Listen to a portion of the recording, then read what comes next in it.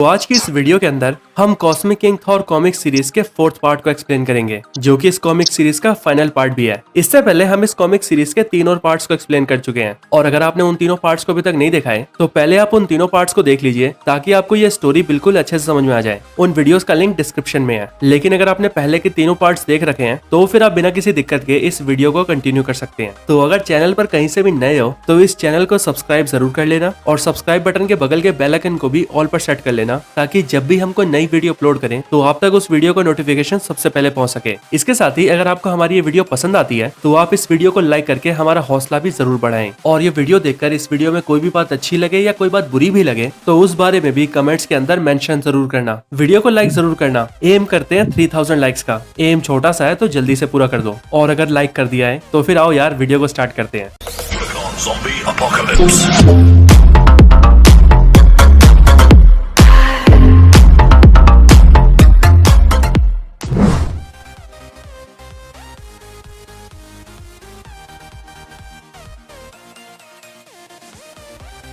तो इस पूरी कॉमिक सीरीज के अंदर अब तक आपने देखा, प्लैनेट्स को खाने वाला गैलेक्टस एक दिन अचानक से एस्गार्ड में आकर गिरता है और थॉर को यह बताता है कि ब्लैक विंटर आ रहा है। जिसके बाद थॉर और गैलेक्टस अपनी पूरी आर्मी को तैयार करते हैं और ब्लैक विंटर को रोकने के लिए निकल जाते हैं। इसी बीच थॉर को गैलेक्टस कॉस्मिक पावर्स भी देता है, और थॉर गैलेक्टस को पावरफुल बनाने के लिए यूनिवर्स की 5 पावरफुल प्लैनेट्स की पावर्स को उसे कंज्यूम भी करवाता है। जिसके बाद गैलेक्टस पहले से बहुत ज्यादा पावरफुल बन जाता है, और फिर जब गैलेक्टस और थॉर मिलकर ब्लैक विंटर का सामना करते हैं तब वहां पर अपनी पूरी पावर्स को यूज करने के बाद थॉर ना सिर्फ ब्लैक विंटर को मिटाता है बल्कि वो गैलेक्टस को भी खत्म कर देता है। और यहाँ तक की सारी स्टोरी आपको हमारी बनाई हुई cosmic king Thor comic series के पिछले 3 पार्ट्स में मिल जाएगी। और इसीलिए यहाँ तक की स्टोरी में ये क्लियर हो चुका है कि थॉर ने गैलेक्टस को भी जान से मार दिया है और वो ब्लैक विंटर को भी खत्म कर चुका है। लेकिन थॉर की कहानी अभी भी खत्म नहीं हुई है, क्योंकि ब्लैक विंटर को मारने के बाद थॉर को अचानक से एक डरावना सा नजारा दिखाई देता है, जिस नजारे के अंदर वो ये देखता है कि उसका हैमर म्योनिर मैड टाइटन थैनोस ने उठा लिया है, और उसने उसके हैमर के अंदर सारे इन्फिनिटी स्टोन्स लगा दिए हैं। और उसके साथ उसकी जो टीम है, उस टीम के अंदर सारे ज़ॉम्बी सुपर हीरोज हैं, और थैनोस उन सारे ज़ॉम्बी सुपर हीरोज को साथ लेकर पूरे यूनिवर्स पर कब्जा करना शुरू कर चुका है। तो अब आज के फाइनल एपिसोड के अंदर हम यही जानेंगे कि आखिर थॉर को वह नजारा क्यों दिखाई दिया, और अब उस छोटे से नजारे की वजह से थॉर के साथ क्या क्या हो सकता है। तो चलिए आज इस कॉमिक सीरीज के फिनाले को जानते हैं। अपनी लाइफ में इतना कुछ देखने के बाद थॉर अब काफी परेशान हो चुका था, पर थॉर की परेशानी और तब बढ़ जाती है जब उसका सबसे स्पेशल वेपन यानी कि म्योनिर थॉर के कंट्रोल से बाहर होने लगता है। थॉर ये नोटिस कर रहा था कि अब म्योनिर उसके लिए धीरे धीरे भारी होता जा रहा था, और इसीलिए आज भी थॉर अपनी पूरी ताकत लगाकर म्योनिर को उठाने की कोशिश कर रहा था। थॉर को यह देखकर कुछ भी समझ नहीं आता, और इसीलिए वो चिल्लाते हुए म्योनिर से कहता है, म्योनिर तुम मेरे साथ ऐसा क्यों कर रहे हो, बताओ आखिर हुआ क्या है तुम्हें। लेकिन थॉर की बातें खत्म होते ही म्योनिर सीधा थॉर के ऊपर ही अटैक कर देता है, जिस वजह से थॉर नीचे गिर जाता है। म्योनिर थॉर की छाती पर बैठ जाता है, जिस वजह से थॉर अपनी जगह से हिल भी नहीं पाता। पर तभी ये तोड़फोड़ की आवाजें सुनकर वहाँ पर लोकी आता है, और वो थॉर से पूछता है कि आखिर वो ये सब कर क्या रहा है। जिस पर थॉर उसे बताता है कि अब उसका हैमर उससे उठता नहीं है, वो उसकी बात ही नहीं मानता है। पर यह सुनकर लोकी हैमर को उठाने की कोशिश करता है, और वो बिना एफर्ट लगाए एक ही हाथ से उसके हैमर को उठा लेता है। ये देखकर थॉर काफी हैरान होता है, लेकिन फिर वो लोकी के हाथ से अपना हैमर ले लेता है और एस्गार्ड से सीधा निकल जाता है अर्थ की ओर। इधर दूसरी तरफ अर्थ प्लेनेट के ऊपर कई सारे अजीब से रोबोटिक मॉन्स्टर्स शहर के ऊपर हमला कर देते हैं, और सारे सुपर हीरोज उन सारे मॉन्स्टर्स को रोक रहे होते हैं। इसी लड़ाई के अंदर Captain America, Iron Man, Black Panther, She Hulk, Ghost Rider और ब्लेड जैसे बहुत से सुपर हीरोज होते हैं। वो सभी इन मॉन्स्टर से लड़ी रहे होते हैं कि तभी वहाँ पर थॉर आता है, और वहाँ पर आते ही थॉर कहता है, स्टीव मुझे तुमसे बात करनी है। लेकिन कैप्टन अमेरिका और बाकी के हीरोज कहते हैं, दिखता नहीं अभी हम बिजी हैं। जो सुनते ही थॉर अपनी लाइटनिंग को समन करता है और एक ही बार में उन सारे मॉन्स्टर्स को ढेर कर देता है। इसके बाद कैप्टन थॉर को थैंक्स कहते हैं, और आयरन मैन थॉर को शाबाशी देने के लिए उसके कंधे पर हाथ रखता है। पर जैसे ही वो उसके कंधे को टच करता है, वैसे ही आयरन मैन के हाथ के ऊपर एक जोरदार बिजली आकर गिरती है। ये देखकर आयरन मैन थॉर से पूछता है, यार ये क्या है। पर थॉर आयरन मैन को जवाब देता है, अभी मेरे पास इसके लिए वक्त नहीं है, सॉरी टोनी। पर कैप्टन ये देखकर कहते हैं, थॉर ये चीज बिल्कुल ठीक नहीं है, हम सब तुम्हारे दोस्त हैं और तुम्हारा ये बर्ताव बिल्कुल भी ठीक नहीं है। पर कैप्टन इसके आगे कुछ बोल पाते कि उससे पहले ही थॉर कहता है, स्टीव बचाओ अपने आप को, मैं ये करना नहीं चाहता, प्लीज रोको। नहीं म्योनिर रुक जाओ प्लीज। और फिर तभी म्योनिर कैप्टन के ऊपर जोरदार हिट करता है, लेकिन कैप्टन अमेरिका सही टाइम पर अपनी शील्ड को सामने ले आते हैं और म्योनिर के अटैक को रोक देते हैं। कैप्टन थॉर से पूछते हैं, थॉर, तुमने मुझ पर हमला किया। पर थॉर कैप्टन को समझाता है कि वो उसने नहीं बल्कि म्योनिर ने किया है और ये सारे काम म्योनिर अपनी मर्जी से कर रहा है। ये देखकर कैप्टन अमेरिका थॉर को एवेंजर्स के हेडक्वार्टर में ले आते हैं और वहां आकर थॉर से सारी बातें पूछते हैं, जिसके बाद थॉर कैप्टन को सब कुछ बताता है और फिर वो अपने म्योनिर को वहीं पर छोड़ देता है और कैप्टन से कहता है कि अब से उसे ही उसके हैमर की हिफाजत करनी होगी। इसके बाद ही थॉर जेन से मिलने जाता है और हम देखते हैं कि थॉर और जेन दोनों ही न्यूयॉर्क शहर की सड़कों पर घूम रहे होते हैं। पर यहाँ पर थॉर जेन से कुछ टाइम बात करता ही है कि तभी उसके पास उसके दोनों रेवंस आते हैं और वो दोनों उससे कहते हैं, किंग, आपको समन किया गया है, आपको आपकी मदर फ्रिगा ने बुलाया है और वो इस वक्त वेनाहाइम की जंगलों में आपका इंतजार कर रही हैं। ये खबर मिलते ही थॉर सीधा अपनी मदर फ्रिगा से मिलने जाता है। पर जब वो वेनाहाइम के जंगलों में पहुंचता है तब वो ये देखता है कि वहाँ पर उसकी मदर फ्रिगा नहीं बल्कि उसके फादर ओडिन है और यहाँ पर थॉर को ये पता चलता है कि उसके फादर ओडिन अभी भी जिंदा है। अब तक जो भी कुछ हुआ था ओडिन उन सब के बारे में जानते थे और इसीलिए वो थॉर से इन्हीं सब चीजों के बारे में बात करने आए थे। कुछ टाइम बाद ही वहाँ पर थॉर की मदर फ्रिगा और थॉर की बहन एंजेला भी आती है और फिर वो सारे मिलकर वहाँ पर बैठकर थॉर को हौसला देते हैं और वो थॉर से कहते हैं कि चाहे कुछ भी हो जाए वो सब थॉर के साथ हैं।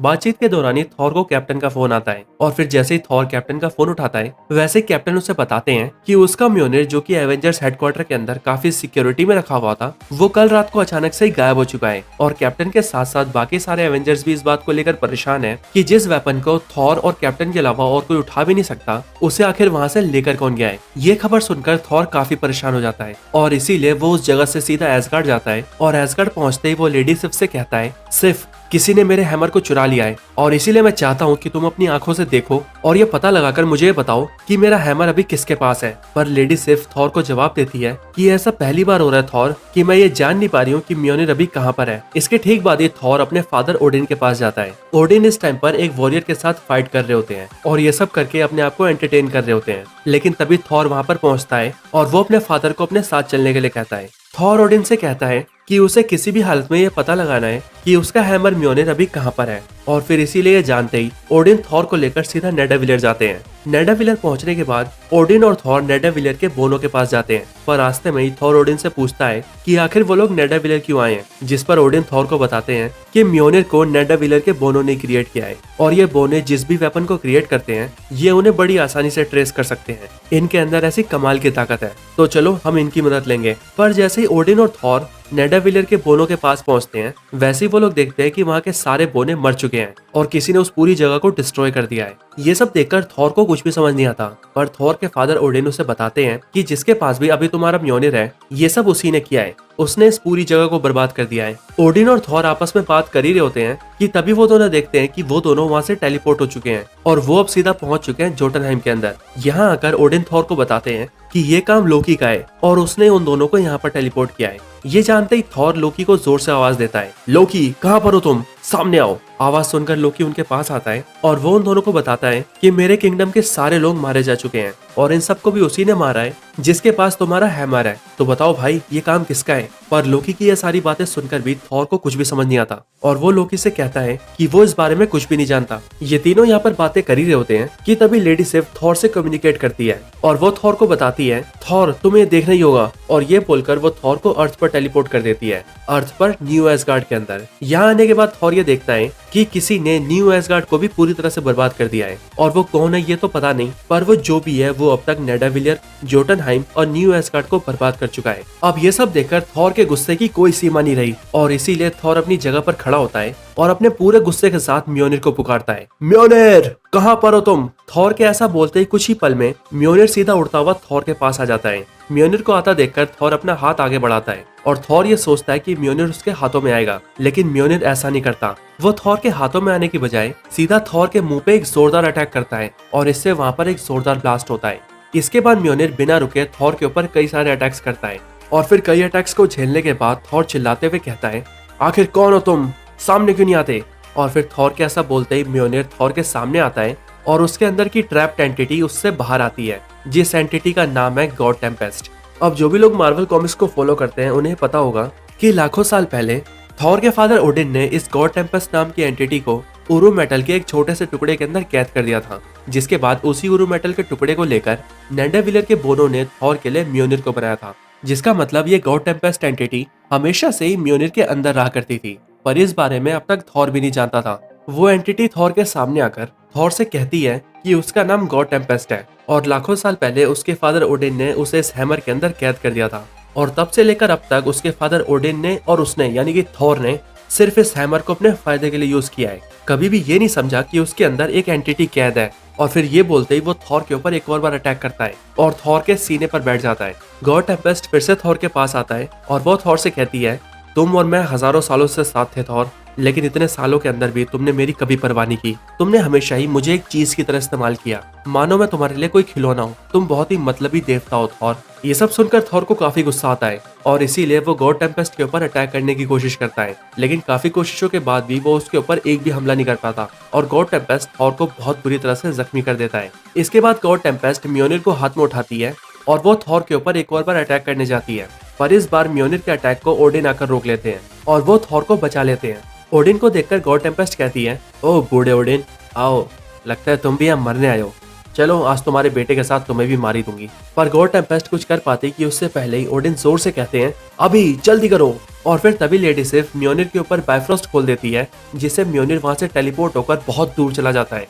इधर ओडिन थॉर की उठने में मदद करते हैं और वो थॉर से कहते हैं, बेटे जल्दी करो, हमें यहाँ से चलना होगा। पर थॉर ओडिन से पूछता है, पिताजी म्योनिर जिंदा हो गया है। कैसे? उसके अंदर एक एंटिटी था। ये सब क्या है पिताजी? वो जिंदा कैसे हो सकता है? पर ये सुनते ही ओडिन थॉर को जवाब देते हैं, बेटे म्योनिर हमेशा से ही जिंदा था। ये बात बहुत पुरानी है बेटे, लाखों साल पुरानी। मैंने गॉड टेम्पेस्ट नाम की एक एंटिटी को हराकर यूनिवर्स में होने वाली एक बड़ी तबाही को रोका था और उसे मैंने उरु मेटल के एक टुकड़े में बंद कर दिया था, जिसके बाद नेडेविलर के बोनो ने उससे तुम्हारे लिए ये हैमर बनाया। ओडिन इसके आगे कुछ बोल पाते कि तभी म्योनिर उड़ता हुआ ओडिन के पास आता है और ओडिन के मुंह पर एक जोरदार अटैक करता है। इसके बाद गॉड टेम्पेस्ट थॉर से कहती है, थॉर तुम यहाँ से जा नहीं सकते, कम से कम तब तक तो नहीं जब तक मैं तुमसे अपना बदला न ले लूं। मैंने तुम्हारे लिए सब कुछ किया, जो तुमने कहा वो किया, हमेशा तुम्हारे लिए वफादार रही, लेकिन तुमने क्या किया? मुझे चेन को सौंप दिया और उस चेन ने तुम्हारे सामने ही मुझे उठाकर सूरज के अंदर फेंक दिया जलने के लिए। अब मैं आप सभी को बता दूं कि गॉड टेम्पेस्ट जिस इवेंट की बात कर रही है वो इवेंट तब का है जब थॉर अनवर्दी होता है और उसकी जगह पर जेन फॉस्टर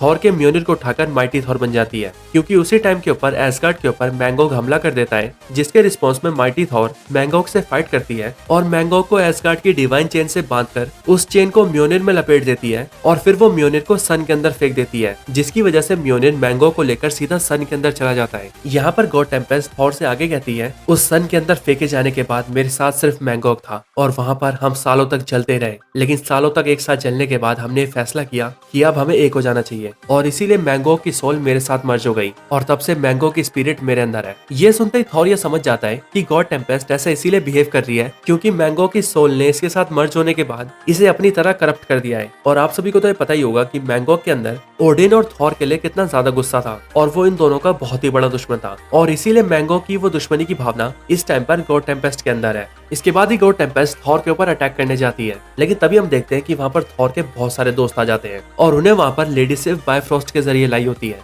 यहाँ पर थॉर की मदद करने के लिए Avengers, X Men, Fantastic Four, Inhumans और तो और थॉर का दोस्त पीटर एबिल भी आता है। पर उन सबको वहाँ देखकर थॉर चिल्लाते हुए सबसे कहता है, नहीं मेरे दोस्तों, तुम सब इससे नहीं जीत सकते, ये बहुत शक्तिशाली है। पर वो सब थॉर से कहते हैं, फिक्र मत करो थॉर, हम अपनी आखिरी सांस तक तुम्हारी मदद करेंगे। लेकिन ये सारे सुपर हीरोज जैसे ही गॉड टेम्पेस्ट के ऊपर अटैक करने जाते हैं, वैसे ही गॉड टेम्पेस्ट म्योनिर के एक ही अटैक से इन सबको दूर फेंक देता है। ये सब देखकर थॉर को बहुत गुस्सा आता है और इसीलिए वो गुस्से में खड़ा होता है और अपनी लाइटनिंग को समन करता है, जिसके बाद वहाँ पर पत्थरों का एक बहुत बड़ा बवंडर क्रिएट होता है और थॉर उस बवंडर को सीधा गॉड टेम्पेस्ट के ऊपर मारता है, जिस वजह से गॉड टेम्पेस्ट म्योनिर के साथ ही वहाँ नीचे दब जाता है। इसके बाद थॉर ओडिन को देखता है और वो ओडिन के पास जाकर उससे कहता है, पिताजी आपको जल्दी से जल्दी यहाँ से निकल जाना चाहिए। लेकिन ओडिन उससे कहते हैं, नहीं थॉर, मैं यहाँ से कहीं नहीं जाऊंगा, क्योंकि अभी जो भी हो रहा है वो सब मेरी वजह से हो रहा है। ये शैतान जो आज तुम्हारे खिलाफ है उसे कभी न कभी मैंने ही बनाया था। इसके आगे ओडिन थॉर से कहता है, मेरे बेटे अब से तुम एसगार्ड के राजा हो और इसीलिए तुम ही 9 रियाम्स के ऑल फादर भी हो, लेकिन अब भी तुम्हारे अंदर वो ताकत नहीं है जो ताकत एक ऑल फादर को सर्वशक्तिशाली बनाती है, और वो ताकत तब तक तुम्हारे पास नहीं पहुंच सकती जब तक मैं जिंदा हूँ।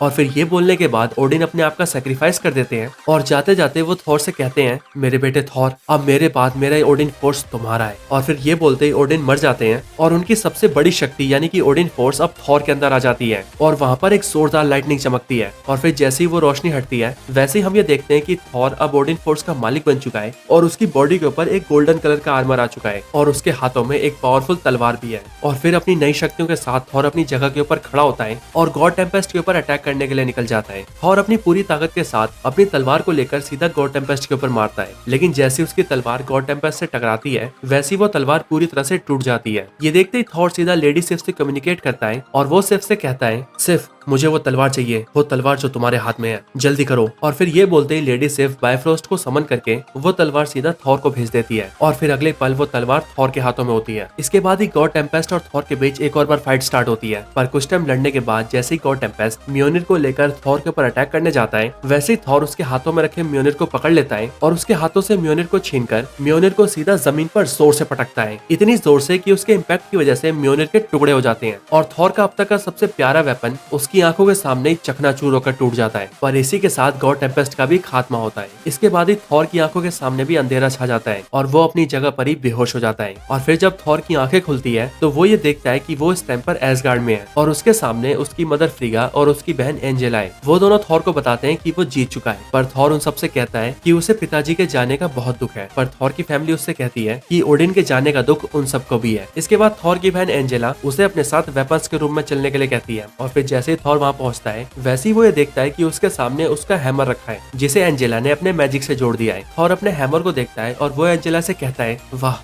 क्या बात है, कमाल कर दिया, लेकिन मैं जानता हूँ कि अब ये किसी आम हैमर से ज्यादा कुछ भी नहीं है। पर आगे थॉर कहता है, लेकिन तुमने जो भी किया उसके लिए बहुत बहुत शुक्रिया। और फिर ये बोलते ही जैसे थॉर पीछे मुड़ता है वैसे ही वो ये देखता है कि एंजेला वहाँ से गायब हो चुकी है। इसके बाद थॉर वहीं पर अपने घुटनों पर बैठ जाता है और अपने फादर ओडिन से प्रेयर करता है और वो उनसे कहता है, पिताजी मैं जानता हूँ कि आप मुझे सुन सकते हैं और मैं ये भी जानता हूँ कि आप अभी जहाँ पर भी हैं आप वहाँ पर बहुत खुश होंगे, लेकिन मैं आपके बिना कुछ भी नहीं हूँ पिताजी। मैं अब पूरी तरह से टूट चुका हूँ, मुझे अब कोई रास्ता नहीं दिख रहा है, प्लीज अब आप मुझे रास्ता दिखाइए। और फिर तभी हम देखते हैं कि थॉर को एक आवाज आती है जो आवाज थॉर से कहती है, तुम एक राजा हो थॉर, एसगार्ड के राजा, तो अपनी आंखें खोलो और एक राजा की तरह राज करो। और फिर ये सुनकर जैसे ही थॉर अपने सामने देखता है वैसे ही उसे पता लगता है कि वो आवाज म्योनिर के अंदर से आई है और ऐसा इसीलिए क्योंकि ओडिन की सोल अब से म्योनिर के अंदर है और म्योनिर के अंदर रहते हुए ओडिन हमेशा अब अपने बेटे थॉर की मदद करेंगे। और इसी के साथ ये पूरी स्टोरी भी यहीं पर खत्म होती है। तो दोस्तों यही थी cosmic king Thor comic series की कंप्लीट स्टोरी। आपको ये स्टोरी कैसी लगी आप मुझे कमेंट्स में जरूर बताएं और आपको इन चारों पार्ट्स में से सबसे बढ़िया पार्ट कौन सा लगा ये भी आप मुझे कमेंट्स में जरूर बताएं। मैं जानता हूँ कि ब्लैक विंटर के मरने के बाद की स्टोरी ज्यादा इंटरेस्टिंग नहीं है, लेकिन अब इसमें हम कर भी कह सकते हैं, आखिरकार ये सब है तो मार्वल के ही हाथ में ना। पर आपको इस सीरीज के अंदर जो भी अच्छी बात या बुरी बात लगी हो ये आप मुझे कमेंट्स के अंदर जरूर बताना। इसके साथ ही अगर आपको ऐसी और भी कमाल की कॉमिक सीरीज देखनी है तो हमने ऐसी कई कमाल की कॉमिक सीरीज को एक्सप्लेन कर रखा है और उनमें से कुछ बहुत ही बेहतरीन कॉमिक सीरीज के लिंक्स को मैंने इस वीडियो के डिस्क्रिप्शन में भी डाला हुआ है। तो अगर आप चाहें तो डायरेक्टली डिस्क्रिप्शन में दिए लिंक को यूज करके या फिर हमारे चैनल में जाकर भी उन सारी वीडियोस को देख सकते हैं। आई होप वो सारी वीडियोस आपको काफी पसंद आएंगी। तो बस आज की इस वीडियो में इतना ही। इस वीडियो को यहीं पर एंड करते हैं। वीडियो अच्छी लगी हो तो इसे लाइक करें, चैनल को सब्सक्राइब नहीं किया तो भी कभी सब्सक्राइब करें, वीडियो को शेयर करना चाहते हैं तो इसे अपने दोस्तों के साथ शेयर भी जरूर करें और आप सभी इसी तरह से हंसते और मुस्कुराते रहें। बाकी मैं आप सबसे मिलता हूँ ऐसे किसी और बेहतरीन वीडियो में, तब तक के लिए बाय।